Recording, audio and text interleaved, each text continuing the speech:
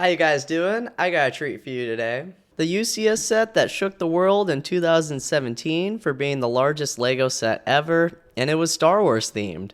The Falcon, being the most iconic ship in Star Wars, was fitting to be the most grand, but that doesn't mean it should have been. I will give this set a lot of credit. I think it helped a lot of people get out of their dark ages, and it really expanded the idea of having these large, giant sets for LEGO. I mean, there's a reason why it's still on shelves in 2024. I don't remember the last time I went to a LEGO store and I didn't see someone gawking at it, and that leads me into the negatives of this set. First up is the size. It's a beautiful build, but the awkward shape is very hard to display. You basically need a dinner-sized table to store this extra large pizza, and many have resulted to displaying it sideways, which not only does it look better, but you do have to buy your own display stand, which is a bummer. If it had a display stand included, it could have encouraged the play feature for retractable landing gear, which is not present in the set.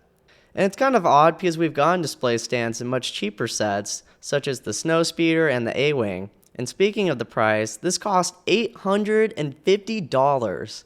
On release, I believe it was $800, but, inflation. But maybe the price per piece ratio is decent.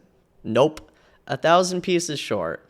It does have big pieces, don't get me wrong, but with all the small greebling throughout the set, that's a good chunk of the piece count. There's nothing wrong with small pieces for extra detail. I mean, look at Rivendell, they did that, but the price per piece is much better on that set. But we can't go off of price per piece alone. If we did that with the Roman Colosseum or the world map, you would think those things are amazing deals, when almost all the pieces are small. And using the old eyeball test, it probably looks more like a $700 set, around that range. And remember, a lot of it's actually hollow as well. So if there's all this empty space inside, you think they would fill it with the full interior? Nope. The interior that you do get is great, with all the details of the computers, Chewbacca's game, the hyperspace module, and the tunnels are really cool as they make it look like there's a lot of depth, but at the end of the day, there's not enough for what you're paying for, and many of the things that I just mentioned are stickers, which I usually don't mind on a playset, but on expensive top-of-the-line UCS sets, there should almost be no stickers. And the sad part is we do get some great prints, but LEGO took half measures. The smuggling compartment is also super small, which is so dumb that a playset version has more room. Why even include the compartment at that point? Even if you want access to the interior, it's really hard with some of the plates on top that you can't move out of the way. And yes, the plates. This thing might actually be a pizza because you have so many panels to take off, like pizza slices, and they're not even connected. The Razor Crest has a similar approach with sections, but they're actually connected with studs. And I'm okay with having removable sections, but the small ones should have been connected to the larger ones. There are also some noticeable gaps, especially by the gunner section, which could have been covered up better. Next up is the cockpit, which uses a great print, but it just feels so small. You can place all the minifigs inside, but they're practically hanging off to the side.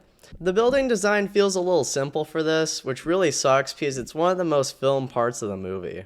Working our way to the bottom of the ship, it has a nice little turret that goes down with gravity when pulling a piece as a play feature, so I do like that. The boarding ramp can open up, which is a nice inclusion, but it leads to nowhere, unlike the Razor Crest, where the ramp leads to a full interior.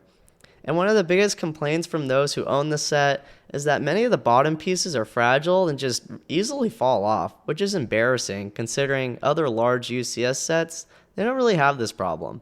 When we look at the minifigure section, we get characters from the sequel movies and the original trilogy, which is a great idea, but the quality on them is pretty average. A lot of UCS sets have arm-printed figs or new molds. Most of these minifigs are reused, except for the Han and Leia breathing apparatus. Also, there should be a lot more figures. I mean, where's Luke, R2-D2, Obi-Wan, Claude? Okay, maybe we don't need a Claude, but I do. The Falcon's the most iconic ship in Star Wars, so it makes sense why it got the biggest set out of all the other UCSs.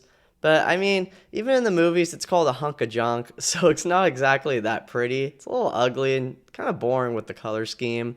So I don't think it had to be that big, and you're probably better off with just the playset. There's just so many UCS sets that are better designed, better looking, more fun to play with.